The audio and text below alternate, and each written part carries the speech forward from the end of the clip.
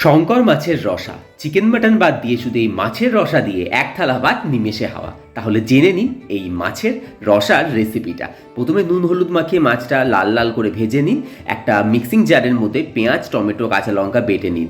এবার মাছ ভাজা তেলের মধ্যে গোটা গরম মশলা, তেজপাতা ফোড়ন দিয়ে ভালো করে গন্ধ উঠলে তাতে বেটে রাখা পেঁয়াজ, টমেটো, কাঁচা লঙ্কা বাটাটা দিয়ে ভালো করে ভাজা ভাজা হলে 2 চামচ আদা বাটা, 1 চামচ রসুন বাটা দিয়ে ভালো করে কষে নিন। কষানো হলে তার মধ্যে 2 চামচ হলুদ, 1 চামচ শুকনো লঙ্কা গুঁড়ো, 1.5 চামচ জিরে, 1/2 চামচ ধনে দিয়ে স্বাদ মতো নুন দিয়ে আরেকটু কষে নিন। কষানো হয়ে গেলে ফ্যাটানো টক দই আর চেরা কাঁচা লঙ্কা দিয়ে কষিয়ে ভেজে রাখা মাছগুলো দিয়ে 5 থেকে 7 মিনিট কষিয়ে ওপরে পরিমাণ মতো গরম জল দিন, যতটা ঝোল আপনারা খাবেন। 5-7 মিনিট ফুটে গেলে নামানোর আগে ধনেপাতা, 2-4টে চিনির দানা আর গরম মশলা গুঁড়ো দিয়ে নামিয়ে গরম গরম ভাতের সাথে সার্ভ করুন শঙ্কর মাছের রসা। রেসিপিটা ভালো লাগলে চ্যানেলটাকে সাবস্ক্রাইব করে দেবেন।